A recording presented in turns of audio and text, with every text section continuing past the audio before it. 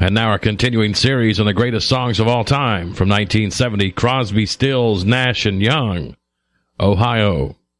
The song was written by Neil Young and produced by the group. Now, prior to the formation of CS&N, each member of the band had belonged to another prominent group. David Crosby with the Byrds, Stephen Stills with Buffalo Springfield, and Graham Nash with the Hollies. Their first album, self-titled, was released in May of '69 and won 2 top 40 hits. Soon after, they asked Canadian singer-songwriter Neil Young to join them, despite initial reservations held by Stills and Nash. Now, Stills had worked with him before in Buffalo Springfield, and Nash didn't know him all. But after several meetings, the trio expanded to a quartet with Young as a full partner. With Young on board, the restructured group went on tour in the summer of '69. Their first gig was in Chicago, with Joni Mitchell as their opening act. They mentioned in that show that they were going the next day to some place called Woodstock. They had no idea where it was. Now, great anticipation had built for the newly expanded supergroup, and their first album together was called Deja Vu. It arrived in the stores in March 1970. Soon after, Young and Crosby were staying at a house near San Francisco when reports of the deaths of 4 students who were shot by Ohio National Guardsmen during an anti-war protest on the campus of Kent State. The incident inspired Young to write today's song. Now, they entered the record plant studios in Los Angeles, and the song was ready to roll. They had rehearsed it, and when the quartet, along with their regular rhythm section, recorded it, they did it live in just a few takes.